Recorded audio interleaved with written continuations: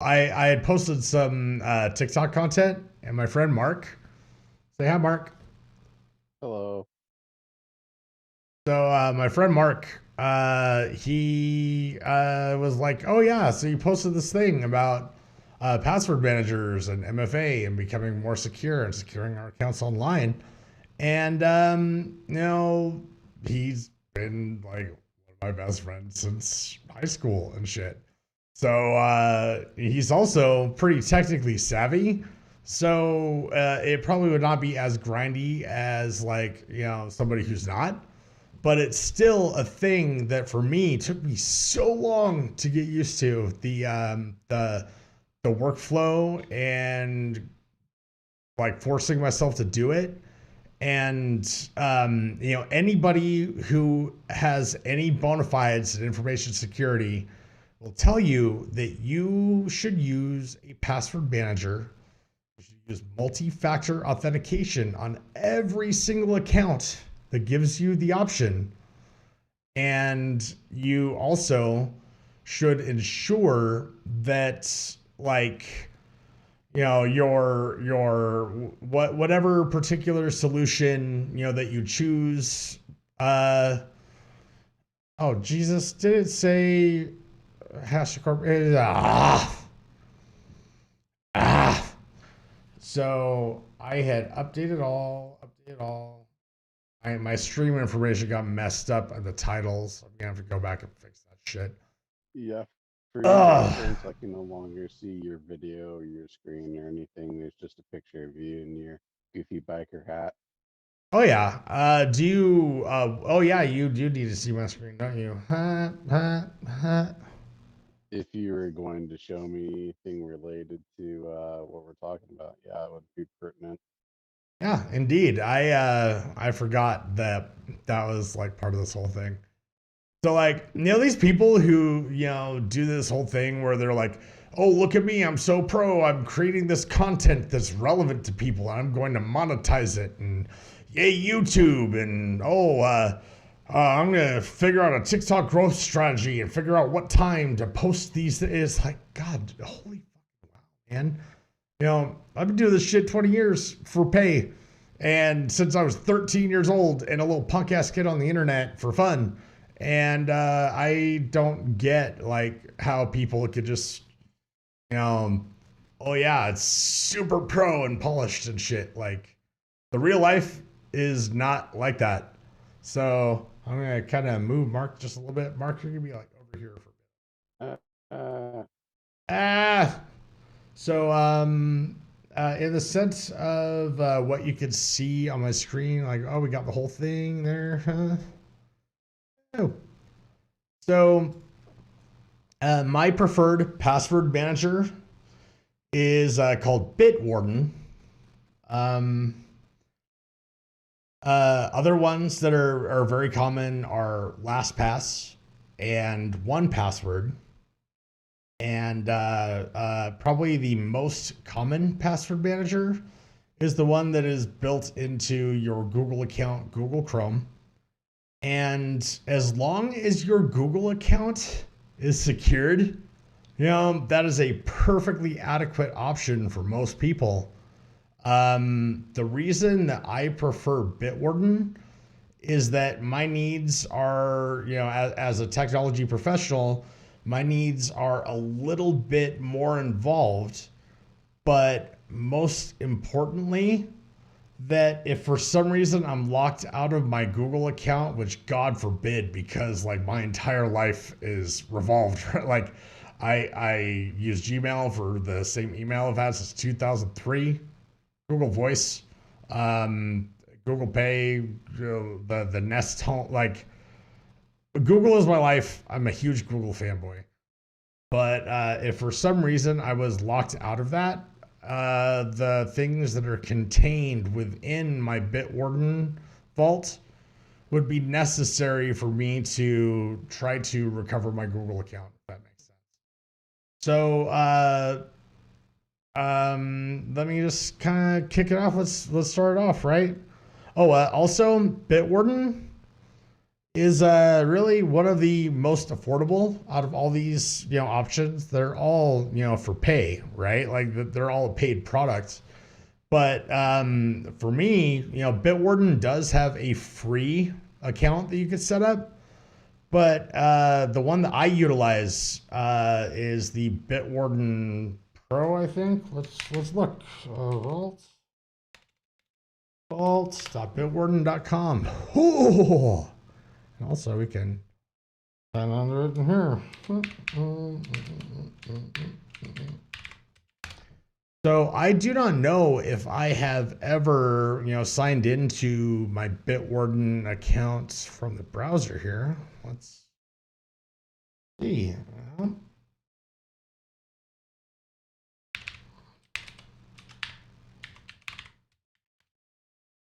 Oh, so you see that right there? That is the first thing that we need to have for a password manager account is MFA. MFA stands for multi-factor authentication. And for me, I utilize multiple forms of MFA because when I first got on this kick, I think it was like 3 years ago now, 3 years ago that I first started using a YubiKey. I did not have a backup YubiKey.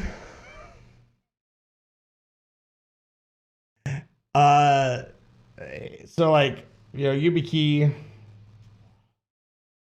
looks like this. It's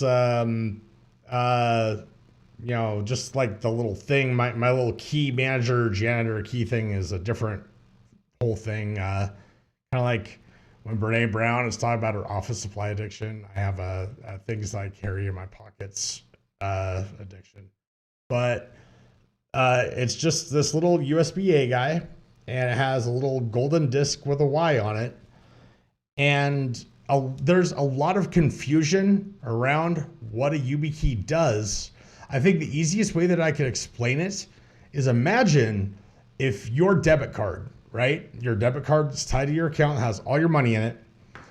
Imagine if people could run your debit card anywhere with just the card number, not even physically having the card present and not knowing your address or the CVV2 number on the back or anything like that, right?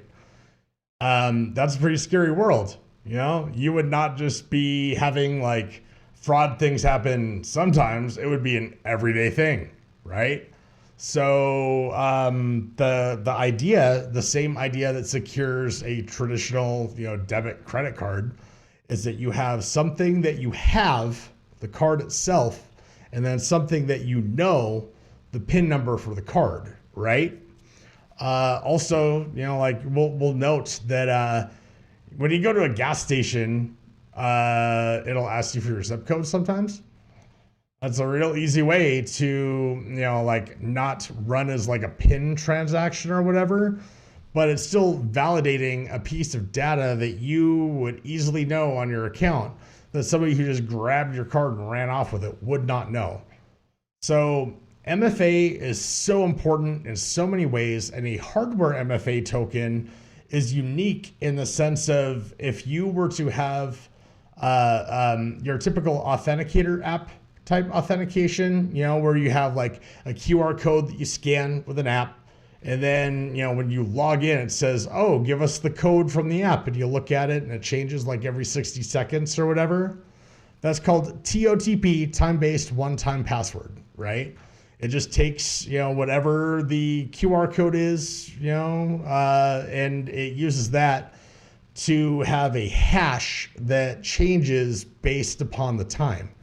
So TOTP is great. It is an awesome thing. And when we set up Mark's account here, we're going to set up TOTP in addition to, like, he doesn't have a YubiKey, right? But he is going to order one, right, Mark? Yeah. Really? I mean, you don't have to, but like it's like $40 and should last for many years and will substantially improve your security posture in your life. And if you were not planning on doing that, I will get one for you for Christmas. I think that it would be just another thing that I'd have to keep track of. You would want to have it with like your keychain. Does that make sense? Like something that you physically always have on you, like your house keys or whatever. Right. But the only time I'd ever have a use for it is if I were accessing or logging into a computer, which is Yeah, but like pretty the close to my thing house, is, right? even when you are using your computer that you've already used that with, that session will time out after a time, right?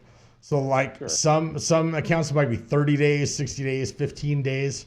Shit, the company that I work at, that is a very zero trust security focused company, I have to use my YubiKey like 4 or 7 times a day sometimes, you know, and it seems super inconvenient, the same way that a password manager is super inconvenient.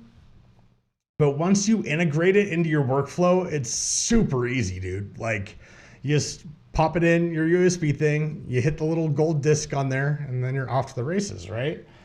So, So this is a few steps ahead of where I'm at.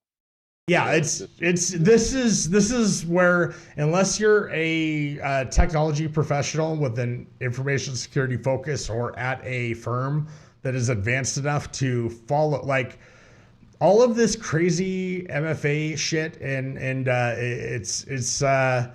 it all kind of arose out of a scandal by state-sponsored hackers, the Chinese government, when they hacked Google in 2007. Is called BeyondCorp, right? And Google used the security paradigm, the old trusted premise, you know, where you have a trusted internal network and an untrusted external network, and you don't validate connections between the trusted components, only the untrusted to the trusted components, right? And I would say 90%, 95%, maybe even, of organizations in the world still follow this. And it is desperately flawed, because anytime that you have a attacker or a malicious software or somebody who has access to, that's a bad actor to that, they can traverse all of the things and get around all of the stuff. And that's like, if somebody was to have your account, like if you use the same account for everything and there was a breach of a service that you use, they could get your Facebook and start, like, you know, going through your friends list and ask your grandma for money because you got. I literally had a very good friend of mine, Jason. He was traveling internationally, and somebody fished his grandma for like $3,500, saying that he was locked up in jail in wherever, like he is in Costa Rica or something, and she paid $3,500 to some scammer, whatever, script kiddie, you know, bad actor, because it was plausible enough to her, right? And so, like, that is, you know, I'm sure that just being a male, that you get like 10,000 catfishing things that say hot sex right now, WhatsApp 979325 on fucking Facebook, Instagram, whatever, you know, like, it happens, right? And that's because, you know, 1, men are pigs. 2, people are stupid. And 3, you know, they imagine that when a random person that has no mutual connections and is a scantily clad, attractive person of the opposite sex that can't put a cogent, you know, sentence together in their language, oh yeah, this person is definitely a real person who wants to have hot life sex with me tonight, right now. You know, like, it's really scraping the bottom of the barrel. But when you have the appropriate stance and posture, that there's a part of information security, and I'm just like, you know me, I'm just the fucking autist who info dumps, and if I'm getting boring and you want to get to the fucking point, just tell me, like, yeah, hurry the fuck up, Phil. Like, can I tell you what I've done already and what I'm willing to do to secure my info? yeah, can I finish this one last thought and then give Yep. you the talking stick?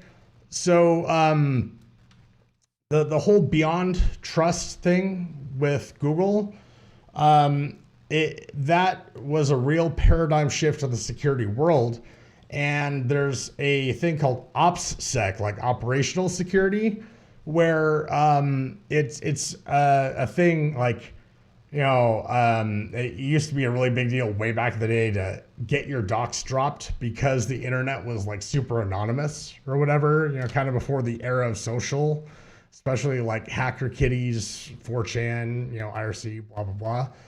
But if you have the appropriate security posture in your life, like me, I mean, me and my raw dog authenticity, like you can Google Philip Hawking and look at my posts and see my historic house and figure out my address and Google my name and my phone number is on my about page of my website and the address to my house is in the who is information there because like none of those things are going to enable somebody to reset any of my accounts that have access to sensitive financial data or things that are tied to like my payments and stuff. So yeah, you have the floor now. Okay. Uh, I saw your TikTok as like I'd been discussing it with Brian.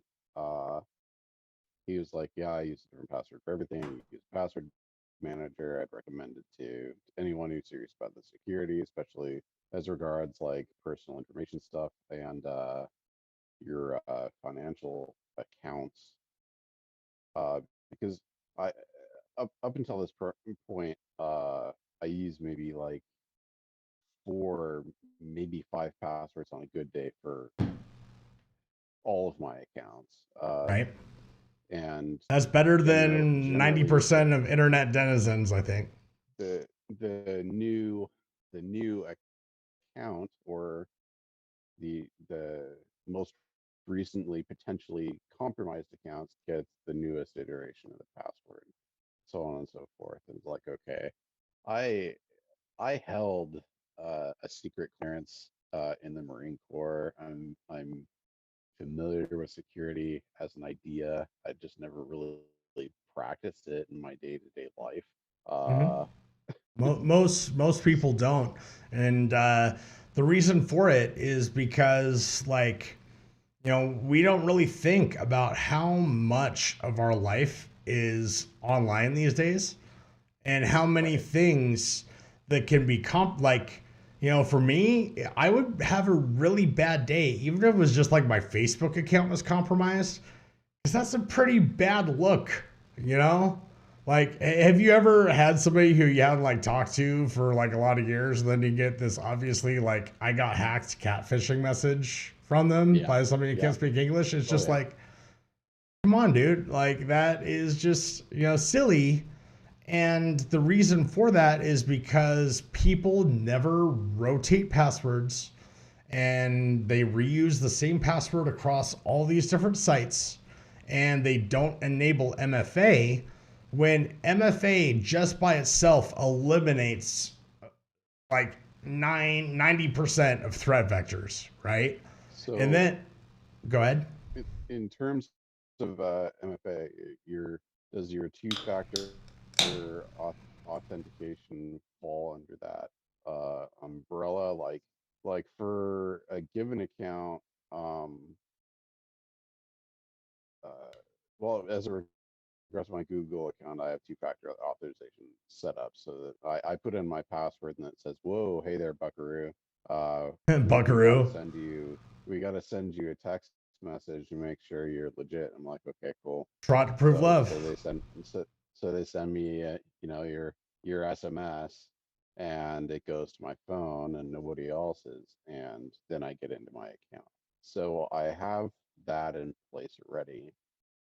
And, and as I was saying earlier, I've looked at your TikTok and I've been talking to Brian about it. I'm like, okay, I looked into Bitwarden and what it does and how it's different from Google's password manager. Can you And explain what you discovered there? Because I think your insight would be better than my stupid industry like background that most people don't understand what the fuck as a layman, I'm saying. yeah, my understanding is that the primary difference is that your Google passwords are all your access to all of those passwords or potential attackers' access to all of those passwords hinges on uh, them either being able to or not being able to get into your Google account. So it's like, okay, cool. I I I used Google's password manager to change all the passwords for my main financial stuff, my veterans stuff, uh, none of my credit cards yet because they're tertiary, they're protected, but I will get around to that eventually. But Right? at any rate, if somebody was able to compromise my Google account, uh, then they have access to everything. They could look at every password I've ever saved, and that's like at least 200 entries worth of shit. Now, Right? maybe only a handful of those would be useful to a person trying to defraud me out of money, but the the the fact that the only thing preventing disaster is their ability to get into my my Google account is was concerning. So what I ended up doing is I used a password for my uh, Google account that I do not use anywhere else. I Oh will not yes. Oh forget my it. god. Oh, Mark, you have such a head for this shit, even though you don't have the stupid fucking amount of years of knowledge I do. I have a unique password for my Google account that I do not use anywhere else on any other account. So I have that set up.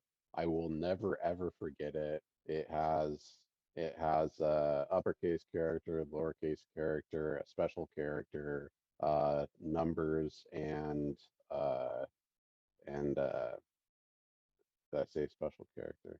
So Anyway, so it has can I all of the. pause you for a moment right there? Because this is something that would be like I'm sure that there will be like 1.5 people watching 30 to 90 seconds of this freaking stupid stream I'm doing. Like that's not the point. Like I'm doing it to do it, and like the fact is for me it's about just like dumping my information into the world. If somebody finds it useful, fuck yeah. If they don't, fuck whatever. It's fun to play with all these fucking big boy toys I spent a stupid amount of money on. So the real pisser with this whole thing is kind of funny that the NSA themselves actually that they have a reference framework, architecture of best practices, and they actually finally said that a passphrase is far more secure than a password that has special characters and everything else like that.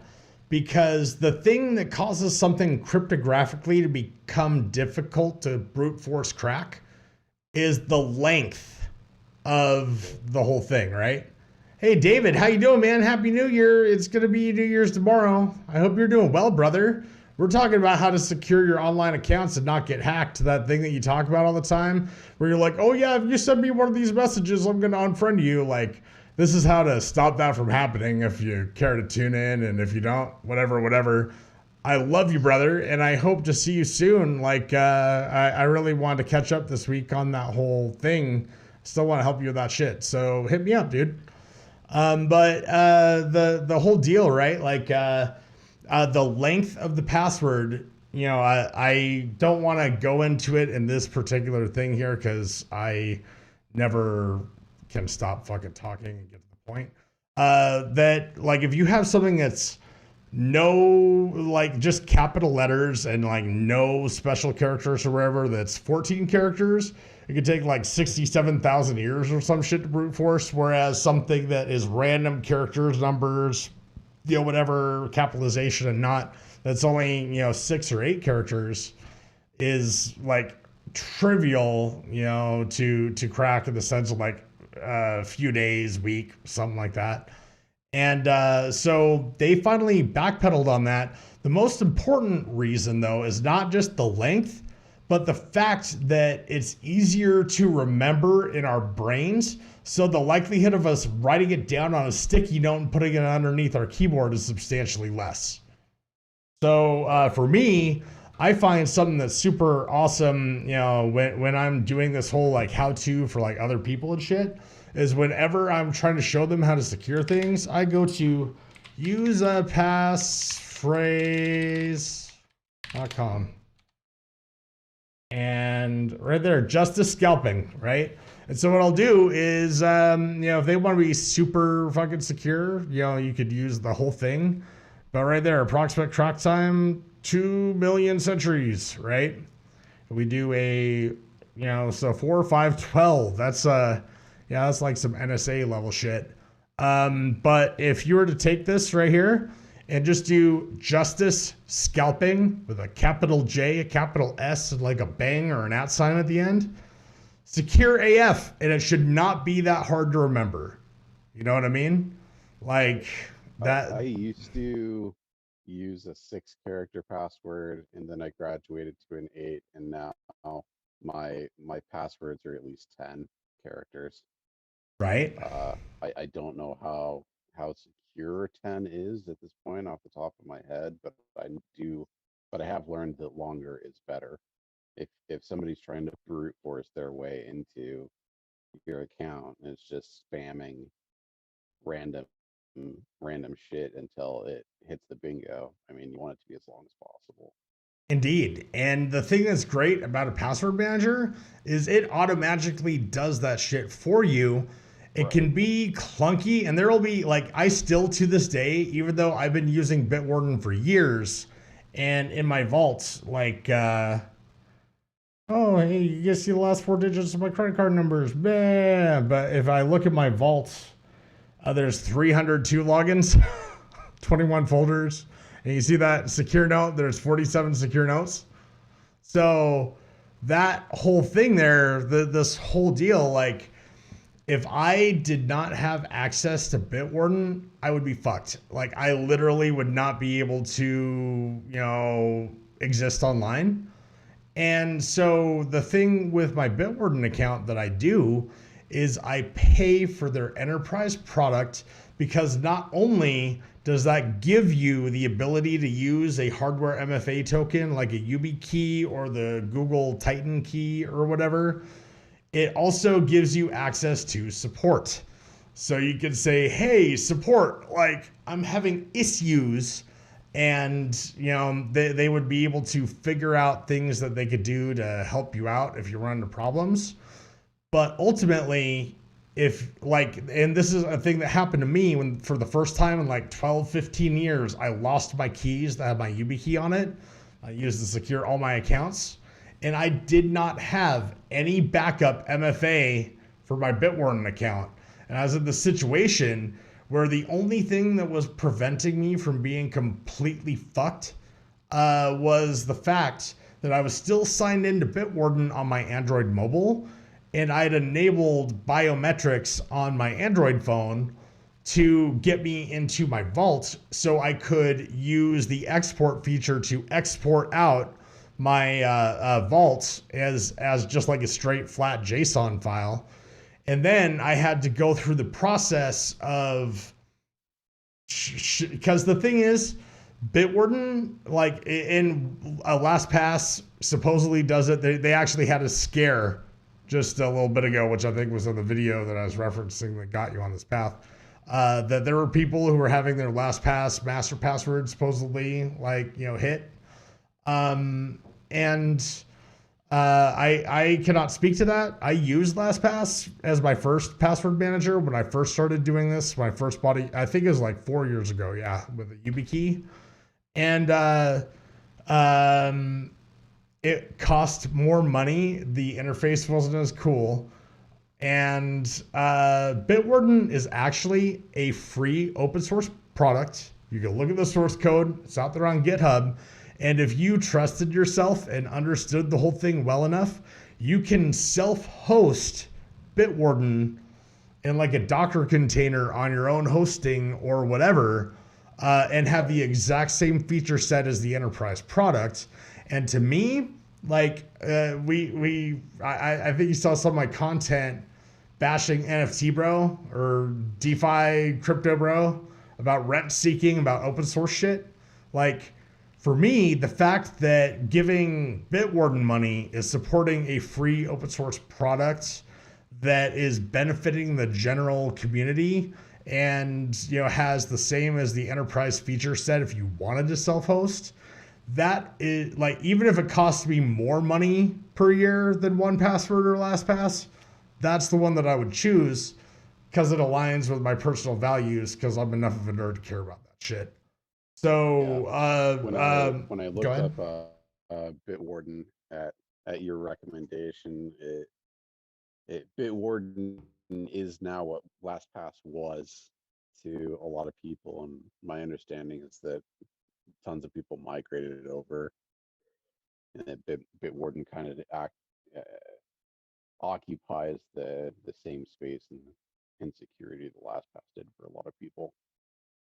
Yeah, and I know a lot of people who 1Password is their one that they love, and it's like the numeral 1Password. But it doesn't really matter which one you're using, because if you're using one, you're 25 steps ahead of 99% of the world. And so in your opinion, me using a sufficiently long password that I don't share, that I don't use for anything else, that I know intimately, that I'll never lose, using two-factor authentication to get into my Google account, so somebody would have to have one of my approved devices and access to my phone, which is pin protected with a pin that also doesn't see a lot of use outside of I prefer lock patterns because it's more abstract and cryptographically more secure than a pin. But different strokes, different folks. I mean, you're still like way ahead of the game. And then my what is it called? My backup email, my recovery email. I ended up protecting that using the Google strong suggested password as well, which I have. Right. Did you print out recovery codes for your account? No. Okay, so that is something that you definitely should do. And to show you, like, in the sense of my secure notes here, you'll see like a lot of these are recovery codes.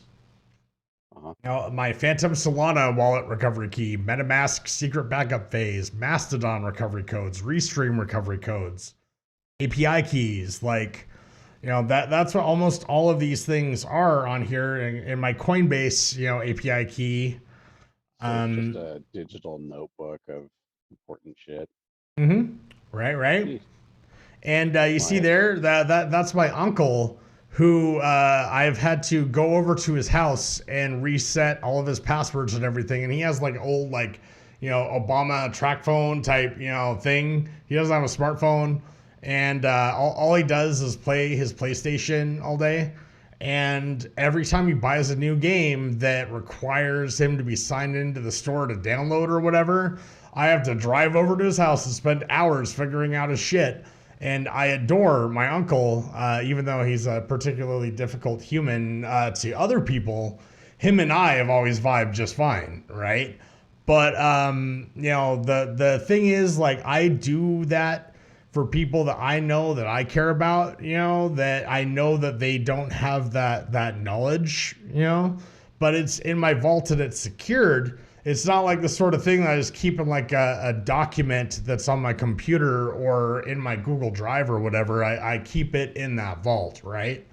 And so that is my freaking the credit union, that my credit union would not approve me for the amount of my car that I wanted. And so that's like the loan number for my freaking car that I bought. And I have all these different categories and all these different things, and there's just a stupid amount of this shit, right? And a lot of them are my former employer, and it's really kind of funny because like when I left, I left with like, it was obvious I was leaving for a pretty good amount of time, right? And when I got an offer that very day, I put in my 2 week notice. And after I left, both my boss and the other guy that was on my team who actually replaced my boss, Dan, they wanted to work with me as a independent contractor to like finish out some projects, hand some stuff off, do all that. But the amount that I pissed off the people that pissed me off that caused me to leave made that a really tough sell for them, right? So I got to the point where it finally got like pushed through the pipeline and all that stuff. And all of the credentials I had, for the old gig, I kept them in this password manager. And the only reason that I didn't have them in the organization's password manager is because I was the only person who was using 90% of these freaking tools, and nobody else on my team had the competencies to do it, right? So when they hit me up, even though I've gone through like 4 or 5, I don't even use the old computers and stuff. I don't have access to all that, right? But like not even using the SharePoint library and stuff that they had installed that they were using to keep track of stuff, I was able to hand off all my credentials, just be like, oh yeah, hey, so like ones that I used, as me, myself, and I that identified myself, I never would give that out. But I was able to use those to log into the thing to get credentials for somebody else, if that makes sense. And that's the power of the password manager is as long as you follow the workflow. And the hardest part of the workflow is when you initially set up the damn account, remembering to make sure to update those credentials and not get fucking distracted and forget to take the one that you generate and put it into the password manager, because like that is the thing that will get you every time. So we were going to demonstrate here, logging into our vaults. The first thing you want to click the remember me and the YubiKey. Like there's a lot of different browser and operating system things where it'll put up a browser OS prompt for your key. But when you see just a text thing like that, these time-based one-time password dealies, and I have to, because I only have USB-C ports on my badass laptop that my company sent me, but I'm still a little frustrated about that. I have to use the little dealy, but when I pop that in there and I hit the circle on there, it gives what, if you were to just have it in like Notepad or whatever, it would look like a random, bunch of text. But really, all this thing is the same thing as like a key if you were using SSH, or a key if you were, I don't even know if you know what SSH is. That's probably a bad thing. Shit. What would be? Fuck. I'm just gonna move on. So we're gonna go in there.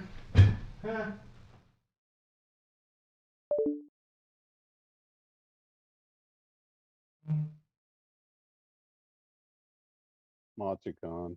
Time to post smooth Garak. What was that? What about Garrick? I said mods are gone, or mods are asleep. Time to post smooth Garak. Have you not seen smooth Garak? I've not seen Smooth Garrick. That is that a Reddit or 4chan thing that I missed in my internet days? No, it's a Star Trek shitposting group on Facebook. Oh yeah, I'm not on that group. What? But you're on the Gowron shitposting one. I literally made a fucking TikTok video about that the other day. Oh yeah, you're like, oh yeah, it's just great how you're just laughing. Cause like I saw the Gowron shit posting thing and I was like, oh my God, this just the internet came through for me on that day and it made me happy.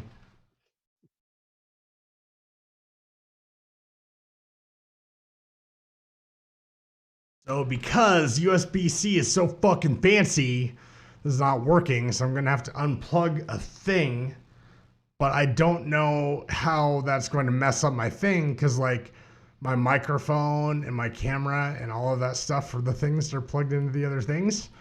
So I might fuck. You're not selling me on the convenience here.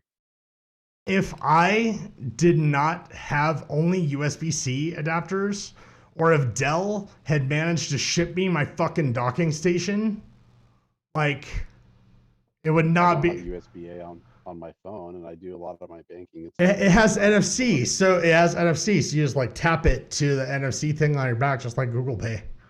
Do you YubiKey has NFC? Yeah, the one that I have is the YubiKey 5 NFC. That's my personal favorite one. So that's what was so cool about it. And now the YubiKey that sells the most is a USB-C one. But for me, I bought the one with the NFC because I needed to be able to use it on mobile while I was on the go, in addition to with a computer. And, you know, honestly, USB-C is not like 99% of computers, even the brand new ones sold today, have USB-A interfaces on them. Yeah. So one moment. Yes.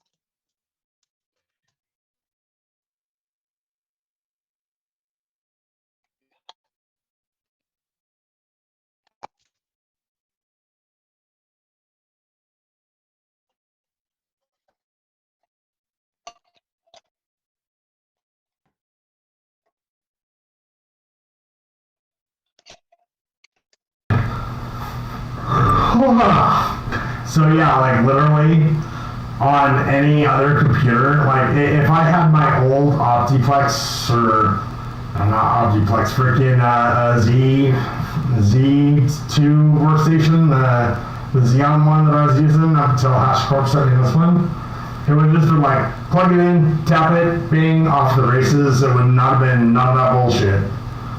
And I pray to sweet baby Jesus that Dell sends me that docking station at some point. Because, like, you remember that desk you helped me put together? All my cable management is all fucked up because I don't have the docking station, but I have the mounting bracket for the docking station to mount it under the desk. And so, like, I have not done any of the cable management. It just looks like shit despite being a $1,700 desk.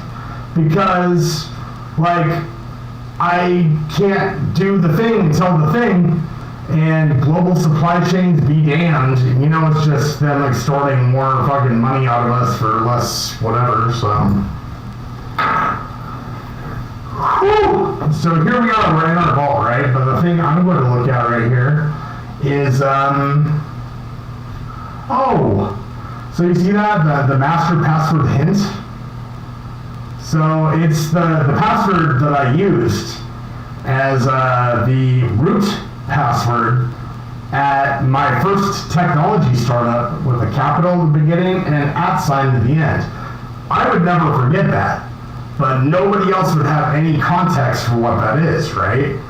So, like, you know, and I know that is not in any list, it's not in any, you know, breaches or anything. In fact, I did not use that password for anything until I set up my freaking Bitwarden account. And the thing that's super important for a password manager account is to ensure that you use a unique account for that. The same way that you have the idea for your Google account, you gotta do the same thing for this account. It's gotta never have been used anywhere else. And I know that sucks, right? But if you go to usepassphrase.com and you find something, and you can put it into like I don't know what notepad app that you use on your phone or whatever, like Google Keep.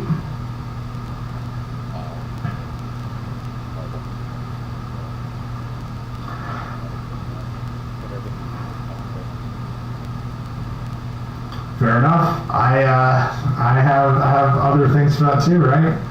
So and the account fingerprint phase right here, I don't really.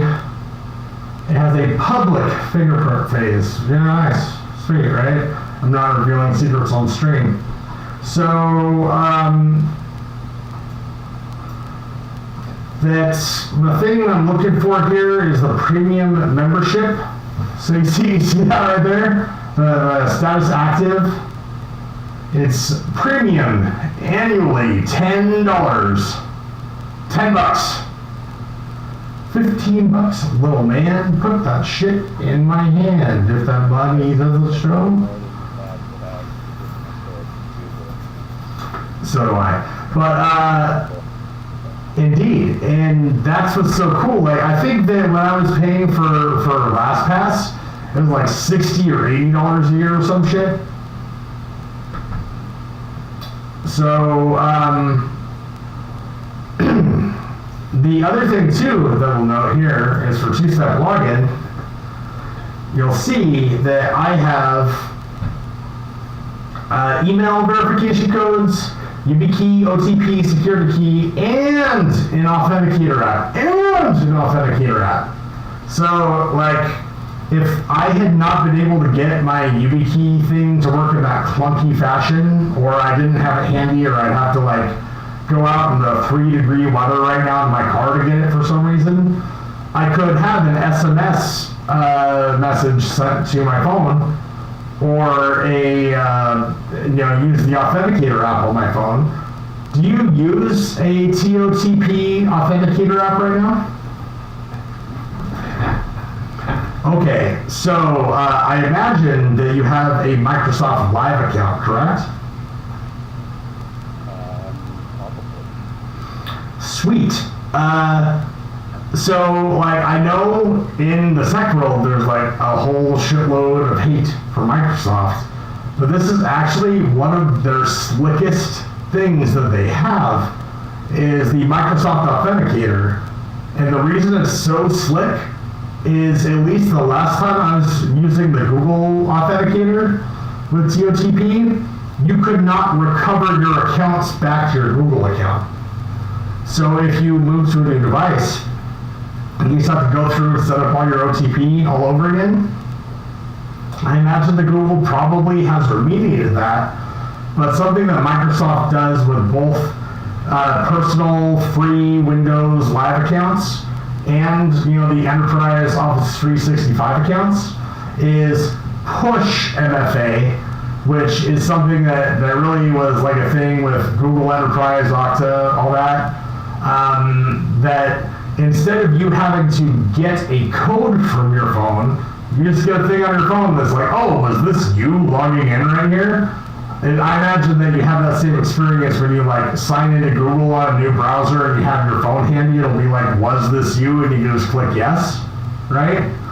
So that's the sexy premium goodness right there, And there's a lot of hate in the security world for SMS MFA. Like they do not like that. They say it's inherently insecure. I don't know, man. I guess it depends upon your carrier and how many millions of dollars of crypto you have. If it's enough to like bribe a T-Mobile or AT&T employee to like go rogue or something, But like, carriers typically don't get hacked, and the likelihood that somebody could do a SIM swap attack against you by like physically grabbing your phone and putting that SIM into something else, like, I mean, if you're at that point, dude, like, so many people are like, oh, my Bitcoin freaking crypto, I'm never gonna tell you the password for my crypto fucking account, but if they want your crypto account that bad, it's not your passphrase they're going to need. They're just going to have you in fucking pipes and hit you until you give it to them, right? I just want enough for a person to come through that they're going to be like, you know what, this guy's a bad on disability, he's not making that much money, he's probably not going to benefit that much just because of his something. People want my ability that they become confident in it's like any other company. I have a lot on my door. I have to bed well, I never be careful because I don't live in a multi-million-dollar home like shotgun by the door neighborhood. Like there has to be some easiness about it, and I'm trying to walk the line between being secure enough and also not being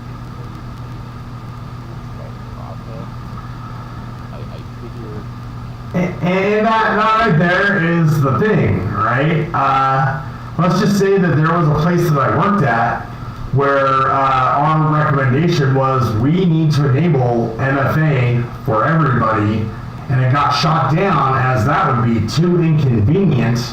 And then sure enough, there's a breach because a person with access to all of the sensitive information in the organization had a stupid phishing email that they just typed their credentials into, and they're off into the races, you know? And all the security that you have, you know, for your stuff set up and everything, like you probably would not fall for a phishing attack like that, right? But the people, you know, that are end users all the time that are getting, you know, hit with this shit, they do all the time. And so the importance of understanding these things and the inconvenience that it introduces and how clunky it is and having to go and create an account and then add your Authenticator app to it and scan a QR code and type it into the thing and save it onto your fucking Authenticator account and all that. It's grindy, it's difficult. But once you have it down and figured out, you're unhackable, bro. Like, my name's Philip Andrew Hawking. My address is 2128 West 2nd Avenue. I'm not going to put it on my social, but like somebody could spend $4 on a paid background check search and get that. And like, you know, I have credit monitoring through my American Express account. I have credit monitoring through Intuit. We do the TurboTax thing and all that. As like it's not just the monitoring, but it is insurance for a certain amount of like whatever. For I have Credit Karma going. I have freaking Mint going, which also is an Intuit product, and I have the plethora of credit monitoring solutions from all the 10,000 breaches I've been in, where they send me a letter. It's like, we'll give you free identity, whatever, because we've had your shit in a breach. And like, if I am not a sucker and type my password into the wrong thing and hit the MFA prompt at the wrong thing, good luck, bro. Like, you are not going to be able to compromise any of my accounts, and there's not going to be any way that there's multiple like attempted logins to that account without me being notified. And the thing that a lot of people don't really realize is the most important attribute to preventing an information security incident, you know, whether in your personal capacity or an enterprise capacity, is not how hard and how low your attack surface is, but how many things will notify you that this is a thing that people are trying to do. Just like if you have a security system and the alarm goes off, like you're like, oh shit, somebody's trying to break into my house. That is so much more important than how many bars you have on your windows and how hard your locks are picked. Does that make sense? And like, I know that the things that I'm telling you right now are not necessarily all going to be like applicable to what you want to do and the amount of complexity. But and on your phone, the Microsoft Authenticator app, go ahead and get that from the Play Store. and sign into your Microsoft account on that when it prompts you for that. And so your Microsoft account, is it the same as your Gmail? Or is it like an old legacy one from like back in the day? That's the way to go, man. So many people like have an old Hotmail account for this or a Yahoo account for this and have multiple email accounts. Fuck their whole lives up, man, because they can't remember what account you're using for what. And, you know, they don't have like two accounts where one is like the recovery one for the other one, you know? And, you know, it's just really easy to get yourself in a situation where you spend all this time to be secure, then you lock yourself out all your shit. And the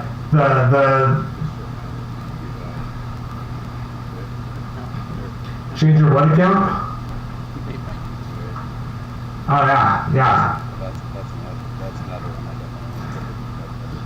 don't know. So Intuit, as long as you verified your phone number, they'll typically, it's not just every time that you log in from a new browser, they'll typically make you do an SMS validation every time you sign in. It actually, I'm in it right now, the option you gave me where it does the setting my code, my phone or my email. Right. Yeah, and they will do that every time you sign in, because I have QuickBooks Online, and every time I have to log into QuickBooks Online, process an invoice or add time to a project or something.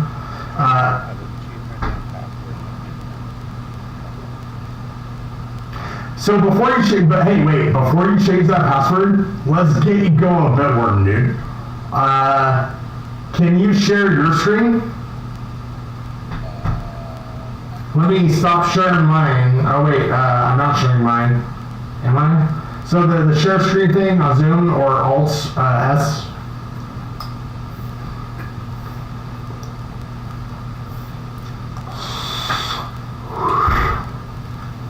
So that's the question though, is that if I'm doing the Google password manager very well. Yes. You know how much I will pay the $10 a year for you if you want. I'll hand you $10 next time I see you. I would have to we would have to. No, that's the thing, is that like my spouse, she would look at me and not even pretend to listen to me and be like, get a man to do it. That's what my spouse would say. She does not do any of that stuff. In fact, she does not have MFA enabled on her Google account. One, because she doesn't have super sensitive information there aside from her email. And two, I need to be able to get into it to handle all the shit to get recovery codes for the other accounts I know how to get into, because she doesn't manage any of it. I just handle all that. And that's okay.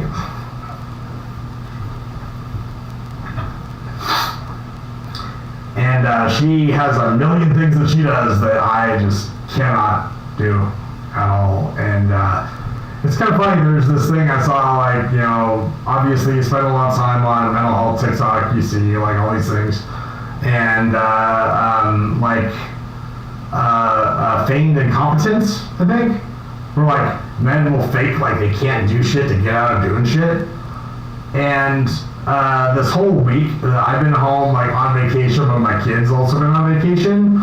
But Taylor's been working. I have been probably having what a lot of women that, you know, have had that would say is feigned incompetence. But literally, it is me putting in 110% effort and having shitty outcomes. Because, like, I can handle my kid, and I can handle cleaning, but both at the same time is not in my wheelhouse. And my wife can do that, like, it's just crazy, dude. My household have actually operated that way. I do handle a lot of the times, but we have dinner their phone, credit card, and password, other account, their own logins to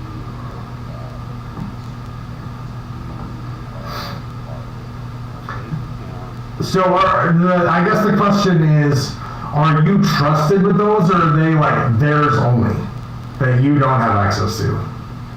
And that's like the marital issue, you know, that will determine the technical solution for that. no,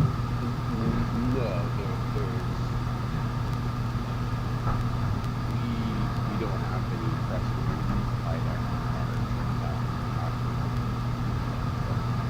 Like, and anything I can get into, I want you to be able to get into.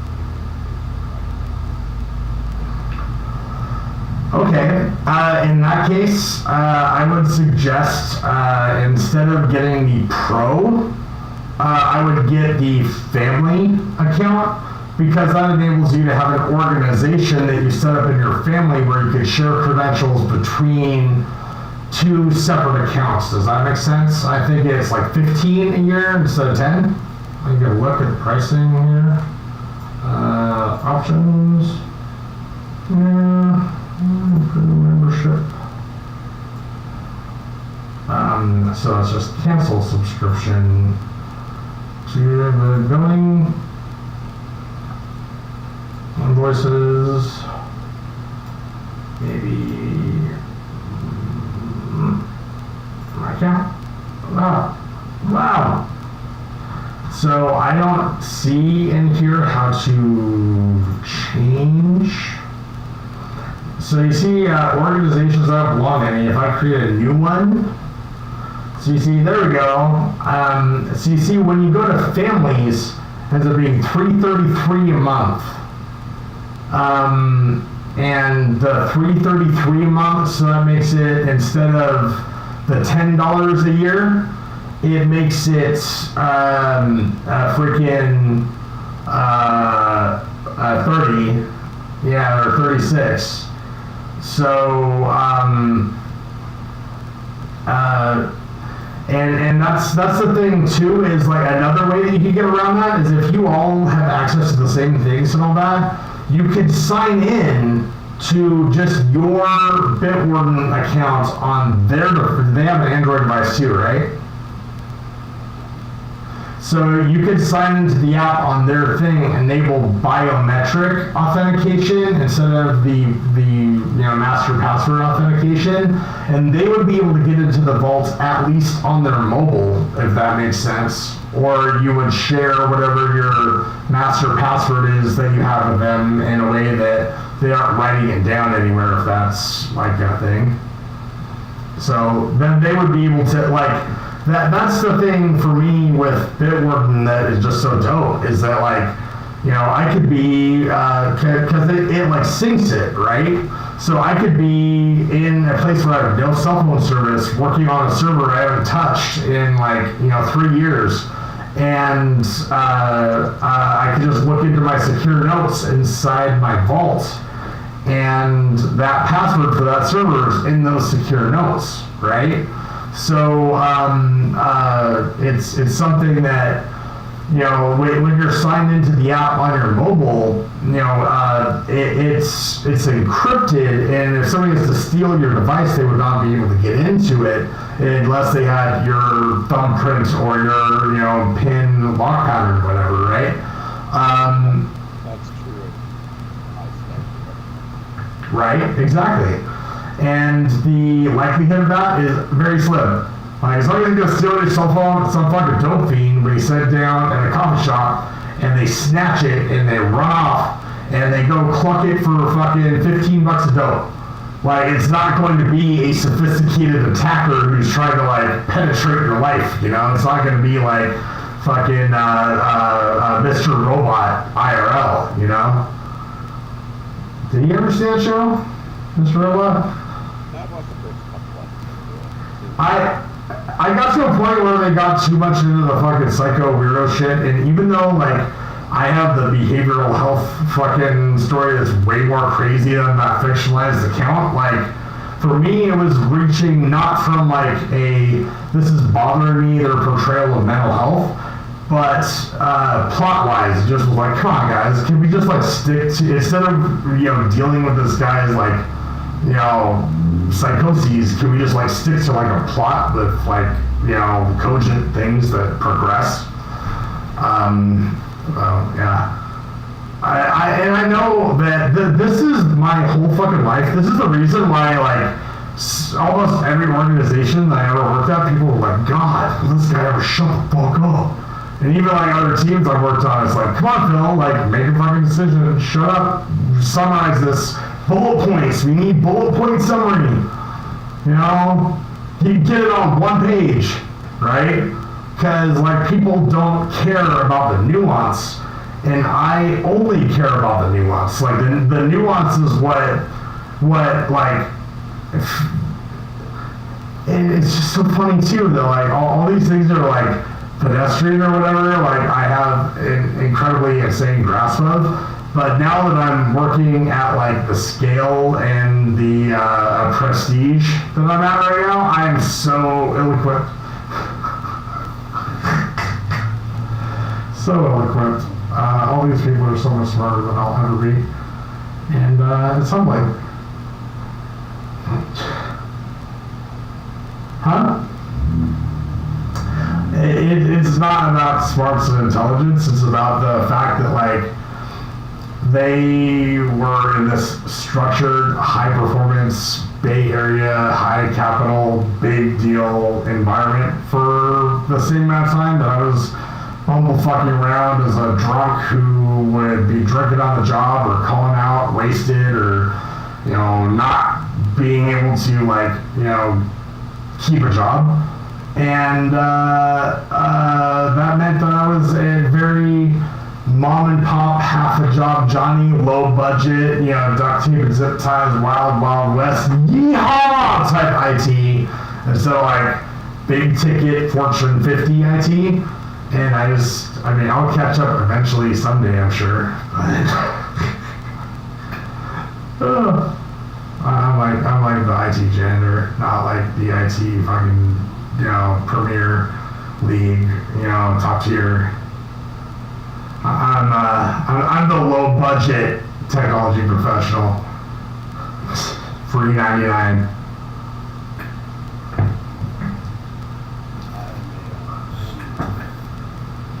And that's okay, dude. Like, they're like, so many people would get caught up in status. I have zero fucking excuse. I have an associate's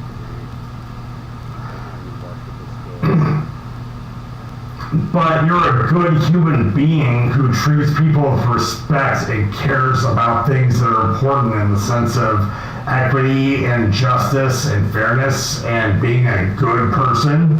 And like that goes so much fucking farther than like the guys online who are flexing their 500K total compensation shit.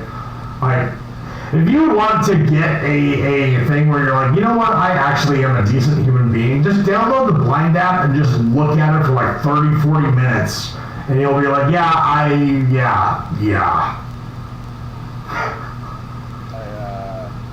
Capitalism values of It does not, and that was my whole, like, I've been going, like, when I'm finally at this weird stage in life where I don't have, like, ennui and hubris and, like, fear and toxicity, instead of existential crises, I'm starting to get all, like, philosopher bro and, like, inspired about shit and, like, trying to like the Jean-Luc Picard 24th century fucking Star Trek TNG, man. Like, how do we get to Star Trek The Next Generation? I don't want to be all dark and gritty like Deep Space Nine. I don't want to be all like, prosaic like, Enterprise. I want it to literally be TNG, dude. How do we get there? How many dicks do I have to suck to get to Gene Roddenberry's 24th century vision of the future, dude? Like, I will suck all of them. All of them.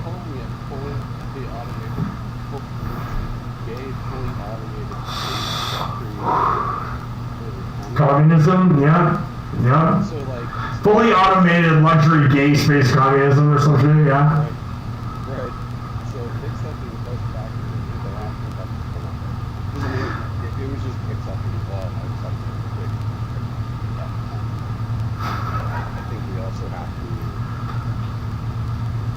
be a post-scarcity society behaves like I completely agree. And the thing that I'm doing in my own life is living post-scarcity and trying to take my skills that like right now this second, I could be billing a client $100 an hour and I'm not, to hang out with the homie and autistic info dump on him and fucking stream to people who are never going to watch, to create content that nobody cares about, because that brings me joy. Because at least I feel like I'm putting it out into the world, and whatever happens with it, you know? And, you know, so I'm really, there was a thing that hit me today, and I'm actually going to be creating some content about that after we get off this call, and probably after I like go outside and smoke one of my cigarettes that I stash for when I'm stressed the fuck out, and like, you know, have a, you know, like Winnie the Pooh when he like has a deep think and he sits through, he's like think, think, think. Yeah, and like, because I came to a realization today regarding TikTok that was a lot more sociological and post-scarcity thinking that I don't know how I'm going to try to summarize into 180 seconds. I don't think I really want to do a series on it, not because like, you know, I like fuck, you know, like here we are, we're an hour and 11 minutes into the stream and haven't even done step 1, 5 minutes. If I was just like wham bam, creating that marketable content to try to get people to fucking monetize my YouTube. Like the whole idea of, you know, where's my slice? How do I get paid? I saw somebody sharing their YouTube monetization versus their TikTok creator fund stuff the other day. It's just like, so there's like what, 9, 12 people that are making over $1 million a year from TikTok's creator fund, but there's thousands of them making that from YouTube. And the monetization for YouTube varies upon like the content type and how much an advertiser is willing to pay for impressions on that subject matter. And the person showed like, oh, this would just be like vlogging, like talking about my life, and it got like 100,000 whatever views, and they were only willing to pay like, you know, 13 cents or something.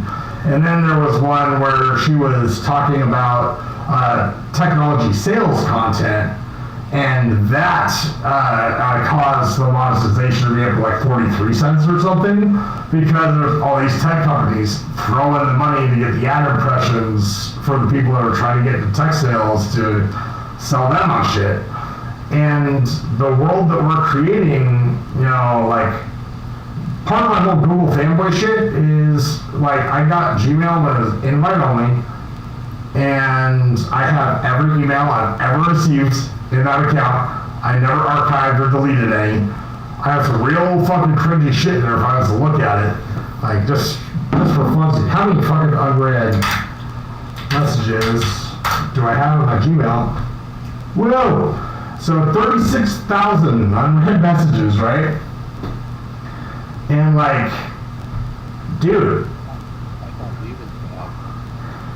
But the thing is, it's not bad because I don't practice inbox zero, because the Gmail interface enables me to ensure things like, you see this little guy here, the importance thing? Like, if a notification pops on my phone and I see the notification, I clear the notification, I don't need to mark the message as read because I saw the notification, right? And so, like, there's this thing here where I'm getting this freaking Omada shit, like, all the time. It's this thing that was through my health insurance at work where they sent me this smart digital scale and sent me all this, like, oh, here's how to not be fat and track your food and lose weight and fucking stuff on your scale every day, like health coaching type things. But, like, it's so canned and so, like, prosaic, and the notifications just pop, and I'm like, that's not motivating me. But when I get into that groove, not because of a New Year's resolution, but because my friend Amber, who used to be Taylor's, Lee knows Amber, like Amber, the trainer at Excelsior, right? Amber is so funny that she was Taylor's boss for years, and then her and I never really like talked. And then she came up to me at work one day, and was like, I was kind of thinking about maybe getting a bike and getting into cycling, and now she has more bikes than me, rides more than me, and is way the fuck more into my unique little niche hobby that I was the weirdo who commuted to work every day via bicycle for years. And that brings me so much joy, because, like, she is the one bicycle disciple that I have. Like, in the sense of, like, discipleship and evangelism, you know? Like, I have thrown that out there to 1 trillion people. That's the one person who really fucking took it and ran with it and ran so far with it that she has sicker bikes than me and more of them, and has a Bianchi Fixie and a Bianchi road bike and a Bianchi gravel bike. It's just like, fuck, good job, bro, nice flex. And that just is amazing to me, because you have a Bianchi. Shit. No one's ever invited me to go talk to you, so it's just been sitting there. Oh, dude, like, that is the thing. As soon as the season gets going, every Friday I'm doing the thing, but, like, you want to ride bikes, bro?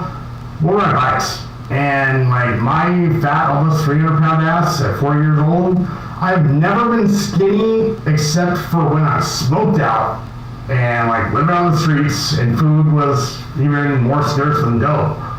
But I never have been healthy ever.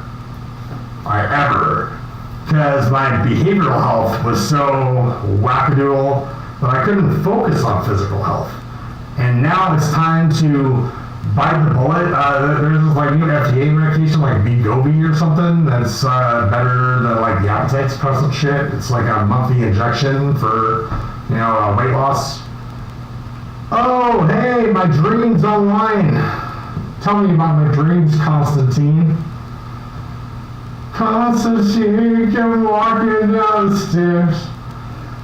Doesn't she look good? Singing in her underwear. Sorry about the algorithm trolling. But, like, that right there. This person had some kind of hyperlink that they posted on the YouTube thing. If I was to click about my dreams online, we go to some, let's investigate, dude. Let's fucking follow this. We're on an InfoSec thing right now, right? Whoa. See what notifications we got. What's Constantine have to say? Right, chill. And we're live on this right now. We gotta mute that. Where are the comments? Oh, pin chat, got it. So, see, your dreams. .online, okay, cool. We're gonna just do an incognito browser, not for safety or security, just because I'm, you know, not wanting to have the same cookie cache storage if there was something that could mess with my Linux, which I highly doubt, but your dreams online. Oh! The most popular dating alternative. Hopefully it's not a community whatever violation, because I didn't know that was going to happen. That was predictable. Well, I mean, I just was curious to see where it was, dude. And so, what that is just affiliate link spam, bro. And this person has this bot to go out and find people who are having live videos and comment that on there. And it's not even a hack or a phishing or information security thing. It's literally, yeah, it's just social engineering. It's like, I got a notification, I'm gonna click on this. But, you know, I'm pretty sure that just landing on that and not actually clicking through to the content does not give that person any kind of a revenue. And Same. I mean, that's all that goal. right? I need an adult. I mean, let's see what's up behind it and all what you want. Right? So let's actually try to wrap some of this shit up here. So I think we pretty much determined that in a sense of your thing, you should be fine with just the regular Bitwarden Pro account. And did you ever download the Microsoft Authenticator and get signed into your Microsoft account instead of your Google account? Let's do that right now. And let's see what other things I got in my mail. We process some claims. Purchase things on Amazon. I'm building equity in my home. God could restore sanity. Now that we've admitted our insanity and seen examples in all its manifestations, doomed to repeat this behavior for the rest of our lives. Our freedom from active addiction to the grace of the loving God. Amen. I thank God of my understanding for each sane act in my life, for I know they are indications of my restoration to sanity.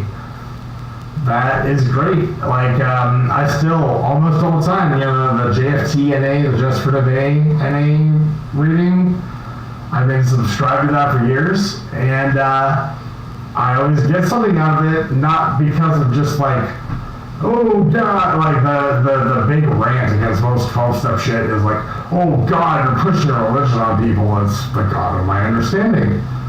I had a lovely conversation with this dude the other day who was cool as fuck, who I hope I get to be like IRL friends with because they're like local here in Spokane. That is a Norse god Odinist. And he's talking about how, like, you know, every time I pray to Jesus, I didn't get shit, but when I pray to Odin and Thor, like, things happened. I was like, dude, thank you for sharing that with me. Like, I'm glad that I'm not like your typical judgy, you know, oh, you're going straight to hell, you know, sort of, you know, extion, that you were able to, like, share that with me and not feel like I would be a douche canoe about it, because, like, whatever spiritual practices work for you, do it, man. And whatever relationship you have with the unknown, you know, however you do that, if it brings you more peace than you had without doing it, fuck yeah. And See, that's a religion path and it's not bad in and of itself, but it can be pretty clearly hijacked by what. oh yeah. And the thing is about this person. There's a massive Nazi problem in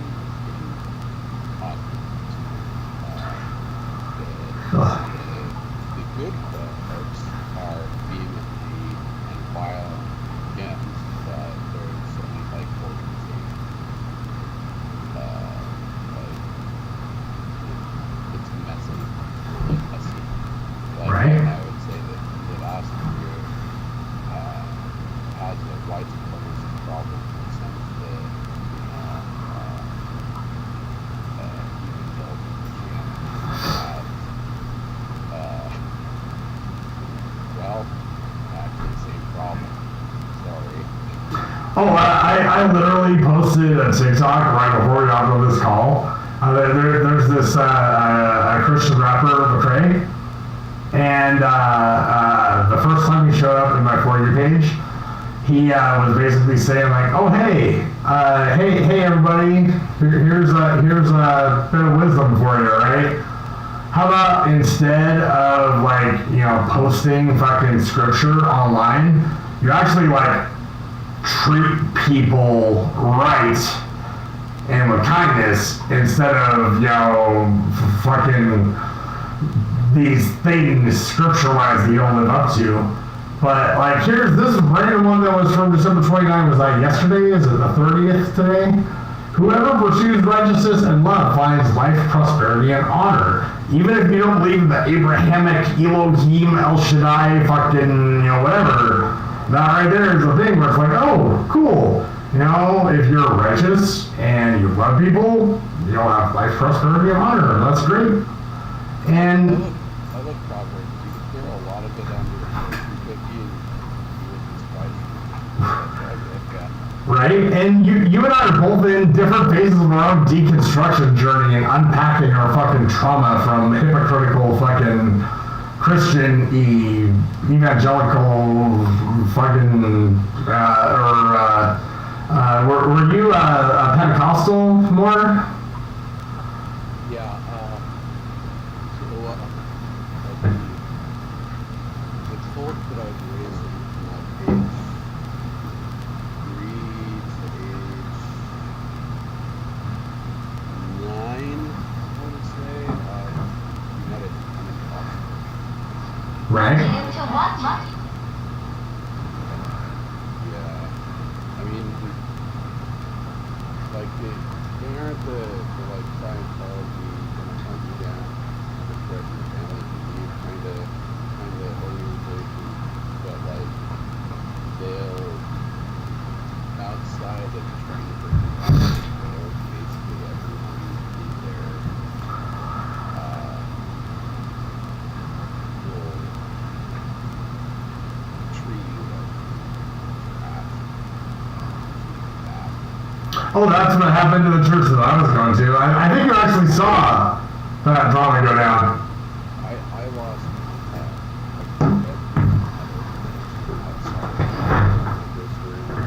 Right?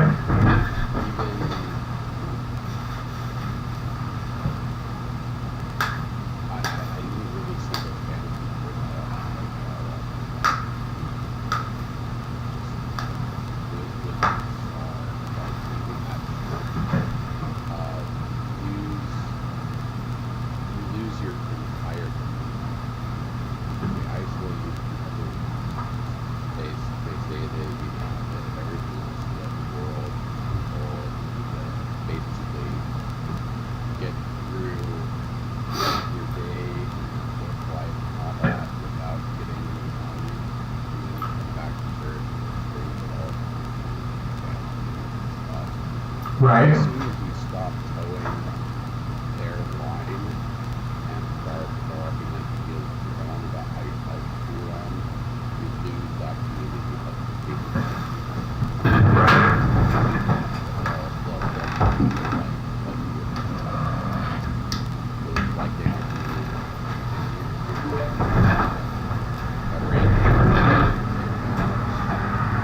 Right? That's the same experience I had from the last church that I was at, where it was really, and I think I'm getting a weird audio thing for my input here. What the fuck is going on with that? Yeah, I heard that when we started the call. Yeah. So saying audio input capture, I don't know if my whole stream is just going to be garbled for sound or whatever. You're intelligible. Nice. Well, we'll just hope that's great, when you're producing content for free 99, then you get what you get. Yeah, man, that church that I was going to, when my wife questioned things that they had to say that were from reinforcing, toxic stereotypical gender roles, and were things that supported their worldview and their narrative, but were not actually backed in any kind of science or facts. Like the thing, there was this thing in the internal church group that got posted on the Facebook page that they had, the group that they had, about how, you know, mothers who stay at home with their kids have better outcomes. And my wife was like, excuse me, bitch? Like, here I am as a literal, you know, behavioral health clinician, as a licensed marriage family therapist in my master's program, you know, to achieve that licensure, having gone to school for 6 years, and that is patently false. Do you have any evidence-based studies to back this up? Because, like, this is just a bunch of opinions and shit. And then it became this whole thing of like, oh, well, you're questioning authority and blah, blah, blah, and you're a Jezebel spirit. And, like, Christ almighty, can we not take criticism from somebody, like, I think it boils down to the whole, like, status pecking order, the belief that we are better than somebody else, and something that religion really enables in groupthink is I am better than the people who are the unwashed heathen sinner infidels who are out having unprotected bareback gay sex and getting, you know, fucking, you know, blowing people down at the fucking porno store, you know, glory hole for nickels. Like, you know, those people are going straight to hell. But, like, you know, at the end of the day, you know, Jesus himself said that by which you judge others is the measure that you will be accorded. So, like, and he did not do anything to anyone, and the crowd had watched him perform miracles, and he's up on the cross. Or, like, before the cross is like him or Barabbas, and Barabbas was like a known rapist, murderer, pillager, whatever. The crowd had seen Jesus work the miracles. Pilate could not say anything specific about whatever, and the crowd was like, kill him! And it's like, okay, cool, let's do it. And then he died without having done anything to deserve that, aside from pointing out the hypocrisy of all of, you know, like, you blind guides, whitewashed tombs, wicked fucking, you know, leading the children astray, like, all the mean shit that he said that, to me, is like, you know, with the context of that old-ass 2,000-year-old language, whatever, like, a whitewashed tomb would be like calling someone, like, punk-ass fucking bitch, you know, like, you are a punk-ass bitch-made bitch, and I will fucking straight up, like, I will backhand you, and, you know, because, like, really, instead of thinking that you are better because you're Pharisee, like, why don't you just, like, fucking not oppress the poor and the weak and exploit people and treat people like shit and think that, like, you're better than everyone, so they have to, like, you know, kowtow to you, because here I am, and I'm all about, like, just vibing and chilling and hanging out with the hobos and the sex workers and the fucking unwashed tax collectors and shit. And we're just out here vibing and eating fucking fish and bread and shit, and fuck all y'all. Like,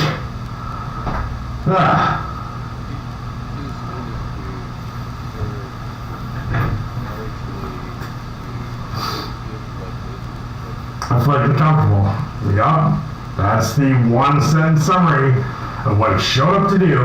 And he was brown, and he was a hobo, and he was an Arab. He was not this white Jesus, you know? Like, I'm past the point with when you argue how scientific what happened inside of it.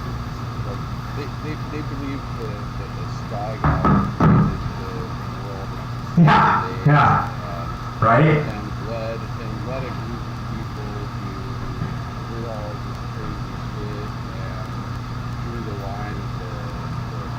cable, and like all of this stuff is they're articles of faith, and as vehemently opposed I am to accessing the downside more than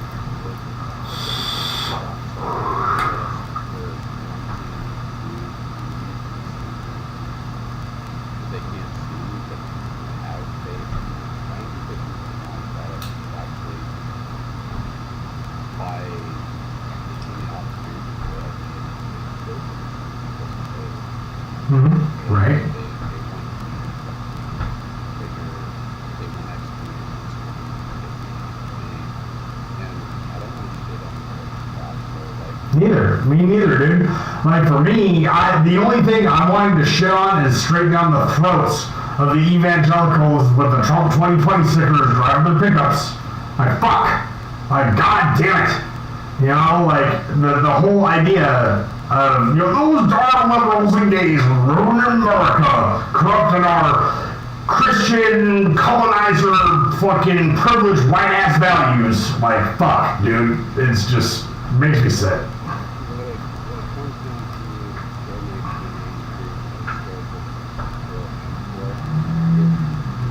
I've read enough fucking facts to know that anybody who holding this white, Republican, capitalist,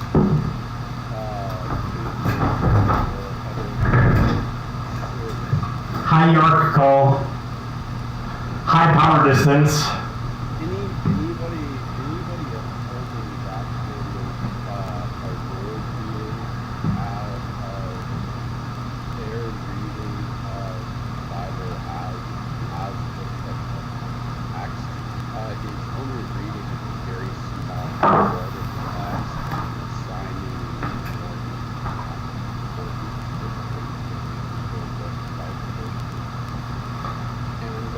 You den of serpents, blind guides, you strain a gnat, but swallow a camel.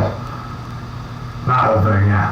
Hasn't changed in 20-some hundred years. I was even not really that about it. I was just like, I was reading his testimony and whatnot. If you take one verse out of context, it says basically that a woman who should suffer in the church, they should remain silent.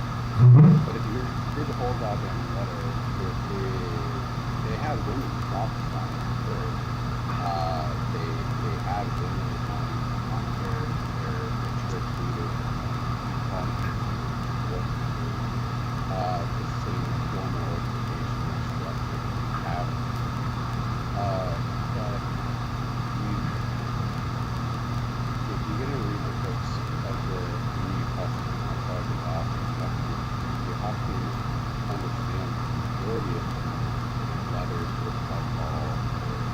Yeah, and Paul might have been an incredibly prolific apostle and had a lot of amazing things to say, especially, I think that the most impactful thing that Paul had to say was Romans 12 or 13 or whatever, talking about that which I will not to do, I do freely, that which I will not to do. Like the whole thing of, why can I not do the things that I know I should do, having met Jesus Christ in the fire flesh and the scales fall from my eyes? Like I am an apostle, and I still fucking lust after, attractive people, and eat too much, and fucking tell people, you know what, you're a cocksucker, go the fuck away. That's the whole thing that he was basically saying is like, I am wretched, and I am not saved by the things that I do. And I'm not saying go ahead and just sin anyways, because whatever, Jesus covers it. I'm saying that I fucking suck, and I'm shitty, and I'm a work in progress, and I'm doing my best every day. And every person I know that seems to have, regardless of their actual religious or spiritual or philosophical or social equity type views, the people I've encountered in this world that are like good people, that aren't shitty, that are kind and compassionate and have that worldview, they exhibit those characteristics regardless of the particular parts of their belief or whatever, that like, we're all just doing our best, be kind, rewind, and like, Mr. Rogers, dude, like, it almost down to Mr. Rogers. Nobody has anything bad to say about Fred fucking Rogers, right? And I never will be able to be the kind of person that is, but like, when his approach, when he, like, so many people just thought he was the nice dude on TV trying to help the children. They didn't realize he was an ordained Presbyterian minister.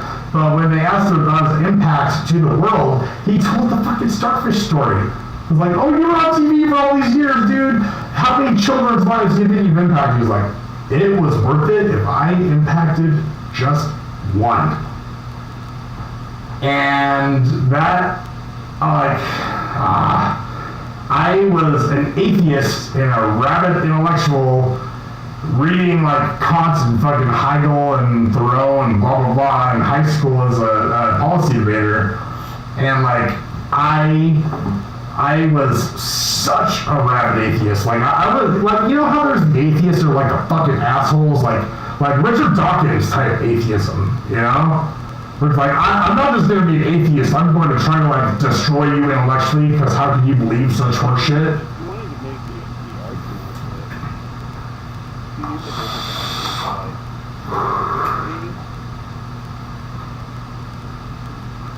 I almost hesitate to call to a person like Rick Dawkins an atheist. It's difficult to see a person that fucking mad at something that doesn't believe exists. Right.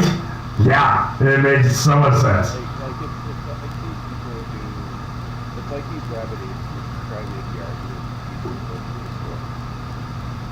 Even though we know that they're historical people and the antiquity, and we have even less work for them. Like, and we may only know for surety that Jesus was a Jewish apocalyptic creature with the following, and he was crucified by Pontius Pilate. All of that stuff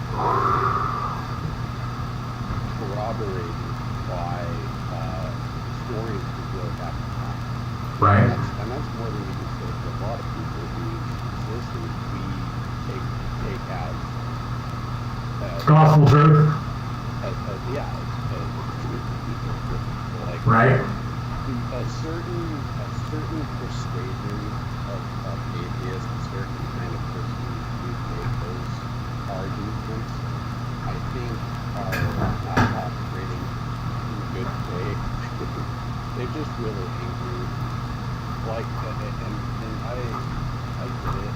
I'm still pissed about it. You should be, and I should be too, and I'm trying to unpack it, and I'm failing fucking miserably. Do we see how angry I got on this topic? Because, like, I've experienced a lot of hurt and trauma around this. And there's this whole thing on TikTok. I barely just dabbled my toe into this algorithm just by, like, I'm not, like, searching or looking for it. Just, like, sometime there's this one dude, like, Scotty Sir or something, that's, like, a ex-evangelical deconstructionist that has cool content that I, like, click like on because it's cool, not because, like, of his deconstruction story, because most of the shit is just regular TikTok influencer shit. And I've seen a lot of that stuff, and that's cool, man, because I'm glad that there are people that are on deconstruction journeys and that is being brought more to the light.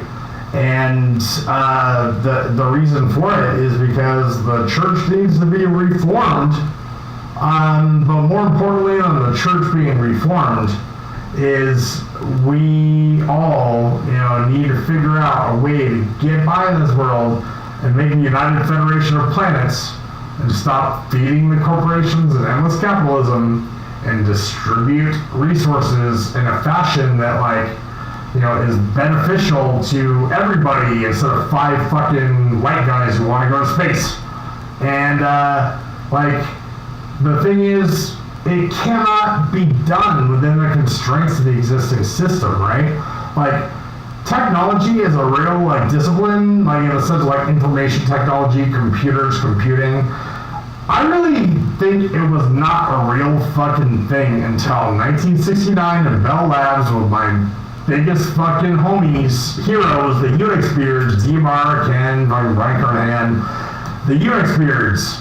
And the reason for that is that that's when shit got real. And we still, to this day, all of those things were figured out on that old ass shit that is like not even the equivalent of what a $8 watch at Walmart has more computing power than those things that took up a ton of rooms. Like those principles, those concepts of having computers and code and like the C programming language, like 1973, the Linux kernel was still written in C, and the majority of operating system and performance stuff in video games and all that shit, because nothing better has come about. And like, you know, you can have Moore's Law and more fucking compute and more resources and everything you throw at shit. But the things that really are the foundation of the whole industry, been around, let's just say 60 years at this point, right? But we didn't start to see the tens of trillions of dollars of market value extracted from those exact same technologies that existed the entire time until the things that used to be protocols, because the internet was DARPA and research and funded by science, but then it became corporations extracting fucking profit and grifting from everybody. And like, why is Facebook or Meta worth so much money? God, who only knows? Like, are we really serving that many ads that have revenue that correlates to that? No. But that doesn't matter because value implies value. The financial capital that is ridiculous numbers we can't even fucking imagine is there. And did you know that today the #1 website in the world for the first time in like 15 years was not Google.com? Do you know what it was? It's TikTok. TikTok.com, bruh. And the thing about TikTok that is part of my whole little thing I'm going to try to like condense down to 180 seconds is we are being able to engage into the lives of people that are regular fucking people instead of celebrities that are so far above the rest of us that there is this like storytelling and the ability to interact asynchronously. Like, for me, for the longest time, I just scrolled TikTok and I clicked like on the things I liked and my algorithm got dialed in and I was hearing all the same old emo fucking throwback shit that I've listened to for 20 years and I was like, yes! This gives me joy while I'm taking a poop at work, right? Boss makes $1, I make time, always shit on company time. So, like, that was the extent of my interaction with that platform. But now that I started creating content, even though I'm not good at it, and I have hardly any views, I have like 100 followers, and 30 of those are people that I know IRL here in fucking Spokane. Like, dude, I am starting to meet people, and it's not parasocial, dude. It's not like fucking, the tens of millions of people who follow Elon Musk on Twitter that he's never going to interact with, right? Like, I could stitch somebody's video and be like, oh, hey, yeah, hot fucking take incoming, bam. And, like, cool, dude. Even if they have hundreds of thousands of followers, dude. Like, the fucking Well and Septic Life guy, the James Butler or whatever, like, one of the coolest content creators on the whole fucking platform, I stitched one of his videos the other day and he liked it. Like, like, it's not like he commented back or whatever, but like, I stitched his video and he interacted back with it, and it's like, that is so much different than what I experienced today would cause me to have this big old fucking revelation, right? But there's this dude, right? So, my favorite Scoble is Alex Scoble, Robert's much less notorious brother, right?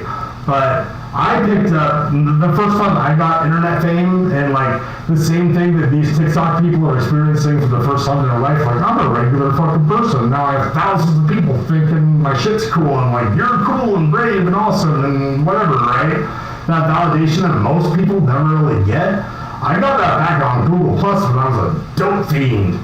And I was writing on Google Plus about being a fucking drug addict, homeless, in treatment, the whole nitty gritty.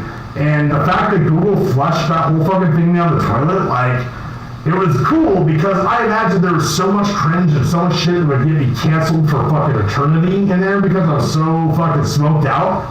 Like, and I was a terrible person. I was a toxic human being. I was the exact thing that, you know, I never could imagine wanting to associate with.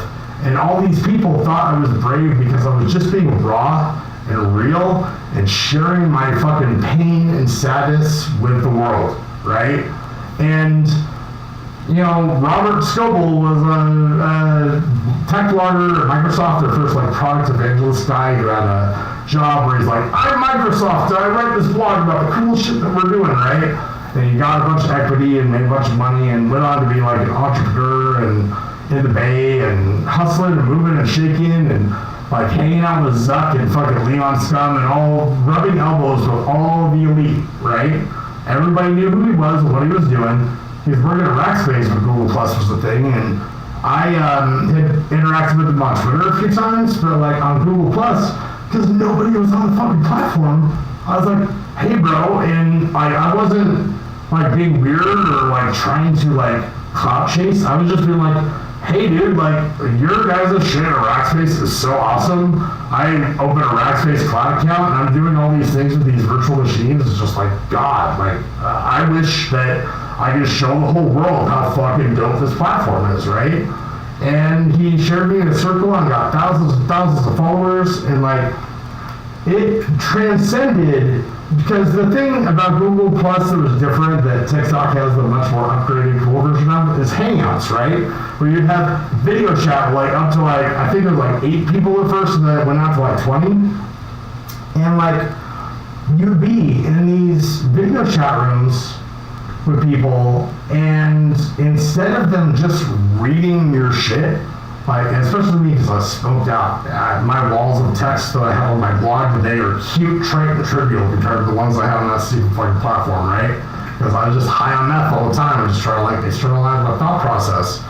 But I'd be sitting in these chat rooms, and because of the additional social context of being face to face and talking and whatever, even if I was like flailed out and like smoking dope on camera, people would like talk to me and I would talk to them and they're like, oh yes, these are drugs, they are illegal. You know, oh yeah, my life is a wreck. I have literally no reason to live except for the fact that I don't fucking have any way to die. So yeah, right? And I met the craziest fucking people on that platform I'm still connected with today. And I'm going tomorrow to drive to Clarkston to hang out with this dude I met on TikTok, on a tech talk shit, because he lives in Clarkston, and he does the same sort of weird niche fucking shit that I do. It's not just parasocial relationships, it's not just social networking to enable us to talk to our friends and family and like click like on the celebrities so we know what celebrities you like so we can try to use that as a profile to advertise to you more, right?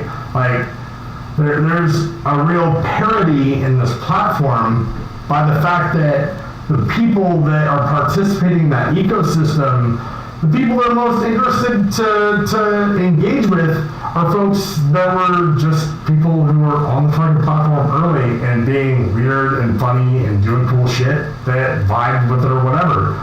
And like, I went too far there. So Robert got canceled. He had the whole like, you know, Me Too thing. He had this thing where he had that happen where he basically had his whole career, reputation, and everything tanked. But like at the time, it was just like, oh wow, like that sucks. He's one of them, you know. But when the smoke cleared, we saw what actually was. It was like 10 years later almost at this point. It's pretty obvious that he was not like a Jeffrey Epstein or a fucking Weinstein or even like Louis C.K. You know, he wasn't like that. He was just this dude who drank way too much at conferences and was wanting to fuck on attractive girls or guys. He was not, you know, discriminatory on that were rubbing elbows and like schmoozing with them to chase his clout because they were trying to pitch shit to VC, and he knew all the VC in the Bay. And he was just a horny dude who was cheating on his wife, and one person got super aggro offended about it because they thought, this is so unprofessional that I'm like trying to schmooze with this dude. Now he wants to fuck on me when he's drunk.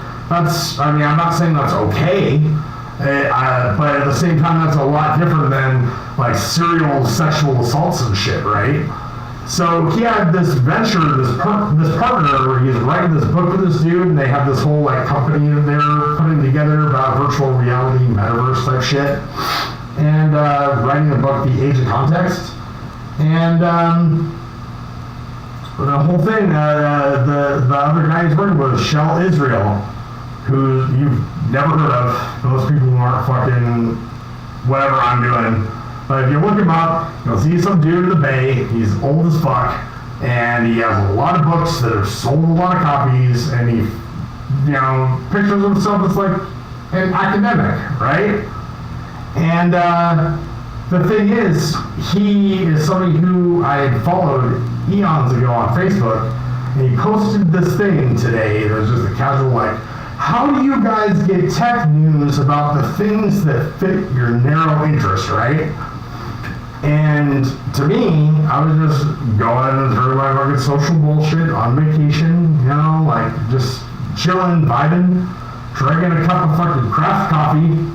And I was like, oh, well, once you get past the thirst traps and the fucking 20,000 accounts you have to block that are trying to show you fucking entrepreneurs talking about how to get rich and manage money and blah, blah, blah, like, but you actually like let the algorithm do its thing, it is uncanny how much better it is than Facebook and Instagram and YouTube and every other fucking content curation algorithm. Like, it will get you into your niche and you will be stuck watching it. Not because, like, the same thing that, like, people doom scroll Facebook for fucking eons without actually, like, interacting with people, right? It's literally because you're like, that is interesting. And there are things that I'm like a subject matter expert in that I've learned more about from fucking TikTok content creators than I knew. Like, I've worked in the behavioral health field with clinicians and have been to fucking tens of thousands of hours of therapy with all these different therapists. None of them explained things about autism. The fourth guy the other day, the autism like profile shit, like, that is my life. That is my lived experience. I could not have ever explained that to anybody in 10,000 hours. They just be like, what, Philip? The fuck are you talking about? Why am I still listening to your ass? Like, you probably are thinking right now. And, like, dead ass, bro, like, that. And fucking Katie Osoris explaining, like, oh yeah, the whole, like, ADHD, autism, neurodiversity thing, that particular quirk, and, you know, tying that into cake, and, like, don't fucking touch me before 11 a.m., like, that's a thing, you know? And, like, I could never have explained that to my wife without her feeling, like, inadequate or hurt or whatever. I could take that 120-second TikTok and send it to her, and she could watch it and be like, oh, my husband's not just a fucking freak, and I'm not undesirable is literally, like, part of the cluster of things that he deals with, right? And that is being able to distill things down. That, like, nobody on the platform has more than 180 seconds to explain a fucking thing. And I have learned so many nuggets of little fucking proverbial type wisdom, just like that Proverbs in the Bible just a second ago, that have stuck in my head.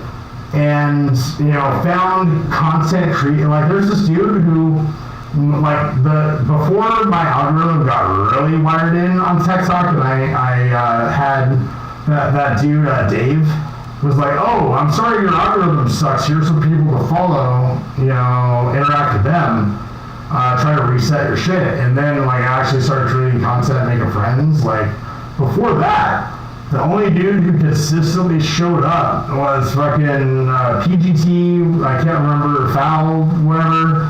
He was badass.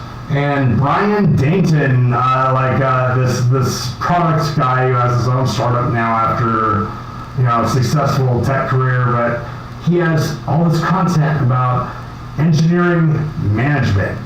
It's a thing that I never want to go into as a field, but team dynamics, how to work with people better, how to be more person-centered and kind, and how to take things from collaborators, or if you're blocked by somebody on a project, little things that he's learned over his 40-year tech career of being highly performant and badass.